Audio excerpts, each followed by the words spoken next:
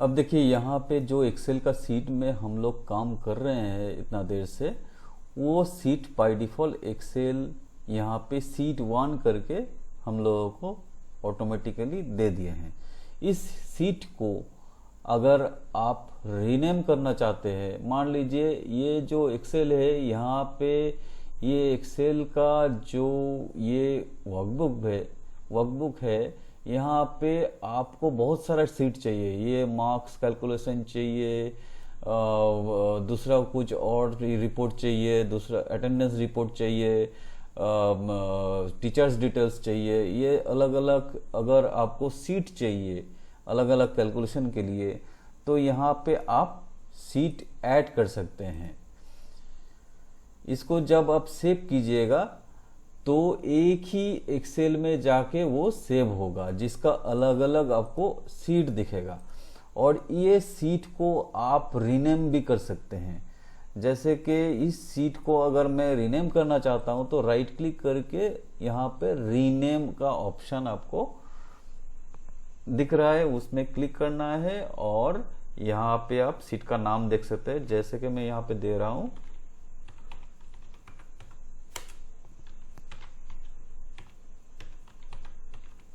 Student marksheet. यहाँ से मैं सीट 2, सीट 3, सीट 4 यहाँ पे जितना प्लस कीजिएगा उतना यहाँ पे सीट ऐड होता जाएगा।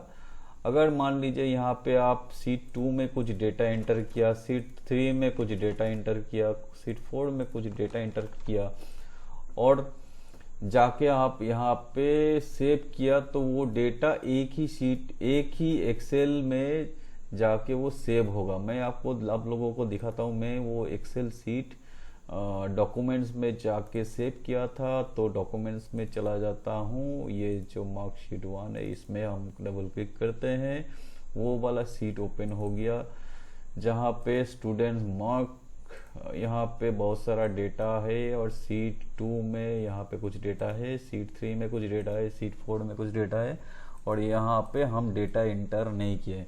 अब मान लीजिए ये सब सीट में किसी एक सीट को हमको नहीं चाहिए या किसी एक सीट को आपको हाइड करना है, तो अगर नहीं चाहिए आप यहाँ पे राइट क्लिक करके डिलीट कर सकते हैं। अगर आपको हाइड करना है तो राइट क्लिक करके हाइड कर सकते हैं। मैं यहाँ पे पहले डिलीट करके दिखाता हूँ। ये देखिए यहाँ पे सीट डिलीट करने के लिए आपको परमिशन मांग रहा है, इसको डिलीट बोलिए तो ये देखिए सीट 4 डिलीट हो चुका है। ऐसे ही सीट 3 को आप डिलीट कर सकते हैं। यहाँ पे जाकर मैं डिलीट करने का कोशिश कर रहा हूँ, एक वार्निंग मैसेज आपको आएगा, उसको जाके डिलीट में क्लिक करना है तो डिलीट हो जाएगा। यही सीट को आपको रीनेम करना है तो यहाँ पे जाकर रीनेम कीजिएगा। मान लीजिए टीचर्स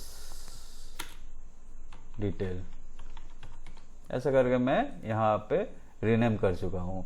यहाँ पे जाके इसको भी आप रीनेम कर सकते हैं, कुछ नाम दे सकते हैं।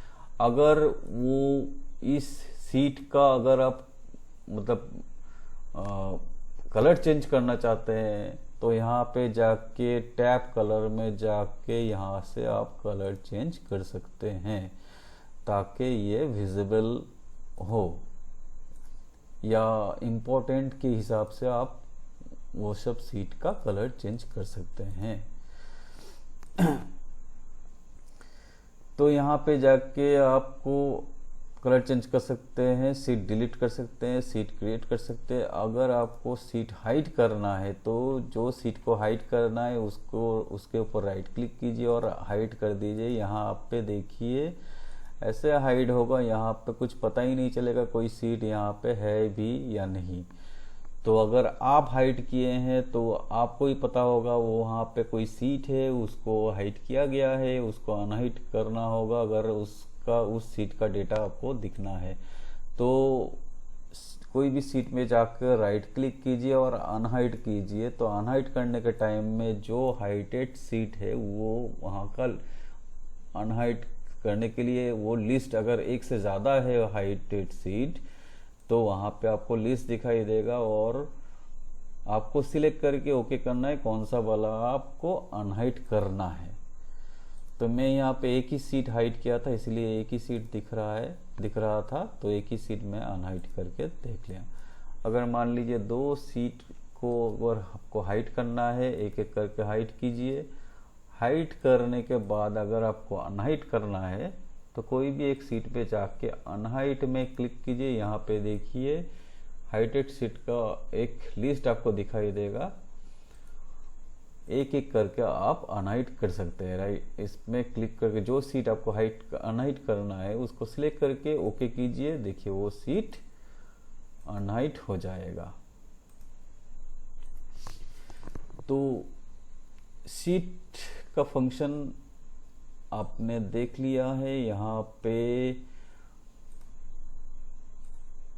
और एक चीज़ है जो बेसिक इंट्रोडक्शन के टाइम में हम स्किप कर चुके थे, तो यहाँ पे थोड़ा समझा देता हूँ। यहाँ पे जूम इन जूम आउट का एक फंक्शन दिया गया है जिससे आपको एक्सेल का डेटा दिखने के सुविधा के लिए जूम इन जूम आउट का फंक्शन दिया गया है। इसको आपको माउस से क्लिक करके ड्रैग एंड ड्रॉप करके जूम इन जूम आउट कर सकते हैं। ये वेरी बेसिक चीज़ है, इसको हम स्किप कर चुके थे, इसीलिए यहाँ पे मैं समझा दिया।